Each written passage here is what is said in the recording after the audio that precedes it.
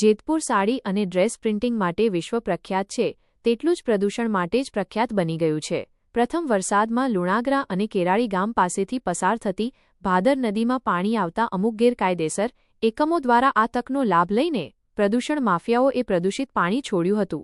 નદીમાં આવેલ પાણીમાં આજે સાડી કારખાના અને સોફરનું કેમિકલયુક્ત પાણી છોડીને નદીને પ્રદૂષિત કરતા નદીમાં ફીણના ગોટે ગોટા વળ્યા હતા અને જાણે આખી નદીમાં બરફની ચાંદરની ઢકાઈ જતા કાશ્મીર જેવો નજારો જોવા મળ્યા હતા.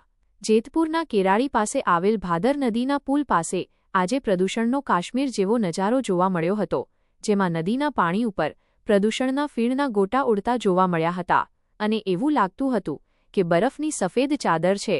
પ્રથમ નજરે જોતા નયનરમ્ય લાગતો નજારો હતો, પરંતુ તે કેમિકલનું પ્રદૂષિત પાણી હતું, જેથી ભાદર નદીનું પાણી પ્રદૂષિત થયું હતું, જેથી અહીંના પાણી જીવસૃષ્ટિને પણ નુકસાન થવાની ભીતિ છે. અહીંના પ્રદૂષણને લઈને આસપાસના ખેડૂતો પણ પરેશાન છે, કારણ કે ભાદર નદીમાં ફીણના ગોટા વળતા ખેડૂતો આ પાણીનો ઉપયોગ કરી શકતા નથી. જો પાણીનો ઉપયોગ ખેડૂતો કરે તો જમીન બંજર બની જવા સાથે પાક ફેલ થવાની ભીતિ રહે છે, જેથી પ્રદૂષિત પાણી તાત્કાલિક બંધ કરવામાં આવે તેવી માંગ આસપાસ ગામના ખેડૂતો અને લોકો કરી રહ્યા છે. ભાદર નદીમાં દર વર્ષે થતા ફીણના ગોટાને કારણે આસપાસના ખેડૂતો સાથે માલધારીઓ પણ પરેશાન છે. ખેડૂતો અને આસપાસના લોકો દ્વારા અનેક વખત રજૂઆત પણ કરવામાં આવી છે, પરંતુ આજ દિન સુધી યોગ્ય પગલાં ભરાયા ન હોવાથી ખેડૂતો અને માલધારીઓ પણ મુશ્કેલીમાં મુકાય છે.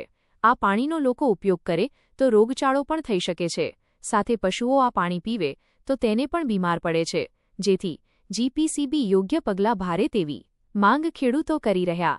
ભાદર નદીનું આ પાણી ધોરાજી પાસે આવેલ ભાદર 2 ડેમમાં જાય છે. ત્યાંથી આ પાણી ખેડૂતોને પિયત માટે અને પીવાના પાણી માટે ઉપયોગ થાય છે.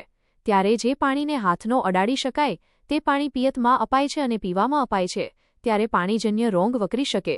પરંતુ ઉદ્યોગપતિઓને ફક્ત રૂપિયા કમાવા માટે કોઈપણની બીક વગર આવા ગેરકાયદેસર એકમો કોઈપણની બીક રાખ્યા વગર પાણી નદીમાં છોડી પ્રદૂષિત કરતા આવા પ્રદૂષણ માફિયાને જીપીસીબી અને તંત્ર દ્વારા કડક પગલાં ભરવા સ્થાનિકો માંગ કરી રહ્યા છે. થોડો એવો વરસાદ વરસે એટલે ભાદર નદીમાં સીધું જ પાણી છોડી દેવામાં આવતું હોવાના આક્ષેપ ખેડૂતો કરી રહ્યા છે. સાથે નદીમાં પ્રદૂષણના પગલે ફીણ થતાં જાણે કાશ્મીર હોય તેવો ભાસ તેવું લાગે, તેમજ જીવસૃષ્ટિને નુકસાન થાય છે, પર્યાવરણને પણ નુકસાન થતું હોય છે. ખેડૂતો આ પાણીનો ઉપયોગ પિયત માટે પણ નથી કરતા. અનેક વખત રજૂઆત કરવા છતાં કોઈ નિરાકરણ આવતું નથી તેવા પણ ખેડૂતો આક્ષેપ કર્યા હતા.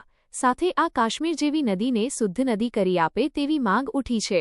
ભાદર નદીમાં થતા પ્રદૂષણ બાબતે જીપીસીબીના ઇન્ચાર્જ અધિકારી ઓફિસે હાજર નહોતા, રજા ઉપર હોવાનું ત્યાંના અન્ય અધિકારીઓએ જણાવેલ. જેતપુરનો સાડી ઉદ્યોગ જગ વિખ્યાત છે, તેની સાથે જેતપુરનો પ્રદૂષણનો પ્રશ્ન પણ વિખ્યાત છે. સાથે ઉદ્યોગ પણ જરૂરી છે, પરંતુ ઉદ્યોગ દ્વારા થતું પ્રદૂષણ પણ અટકાવવું જરૂરી છે. SX24 ન્યૂઝ ગુજરાતી સાથે હેમંત શેખવા, જેતપુર. રવજીભાઈ બધાભાઈ મણવર. આ નદીમાં અત્યારે તમે જોવો છો એના વરસે આ કેમિકલ વાળું પાણી ચાલુ જ છે, જમીનને નુકસાન કરે છે. તો એના માટે અમારે શું કરવાનું? પાકમાં અસર અમે ગમે તેટલું વાવી 2 વાર તો વાવવું પડે, છતાંય અમારે નુકસાની થાય છે. રજૂઆત તો હવે કેમિકલનું બંધ થાય પાણી તો અમારું ભેરું થાય, બાકી ભેરું થાય એમ નથી. માંગ શું છે? માંગ તો સરકાર પાસે માગી છે અમે, આ કેમિકલ વાળું પાણી બંધ થાય એ માટે. જયંતિભાઈ, કેરાળી ગામ પાસે ભાદર નદીની અંદર આ એક ત્યાં દર વર્ષની જેમ આ વખતે પણ ફીણ ફેલાઈ ગયા છે, જાણે બરફ છાવાઈ ગયો હોય તેવું. તો આ ખેડૂતોનો આક્ષેપ છે કે આ પ્રદૂષિત પાણી છે, શું કહેશો આપ એના વિશે? એમાં પ્રદૂષિત પાણી કોઈ દી હોતું નથી, અમે એમાં નાખતા જ નથી, કારણ કે છેલ્લા 4 દિવસ 5 દિવસથી તો કારખાના બંધ છે.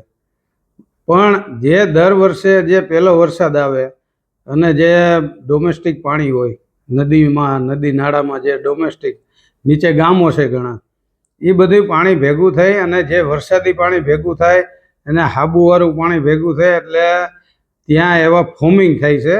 એ 2 પાણી નીચે પછડાય, અધર પછડાય, નીચે પછડાય એટલે ફોમિંગ થાય, બીજું કાંઈ એમાં છે નહીં. અને આ અમારો એક જેતપુરનો પ્રશ્ન નથી, આ સફુરા નદીમાંય થયું હતું અને અમદાવાદમાંય થયું હતું અને ગોંડલમાં પણ થયું હતું. ત્યાં તો કોઈ એવા વેપાર ધંધા નથી કેમિકલવાળા.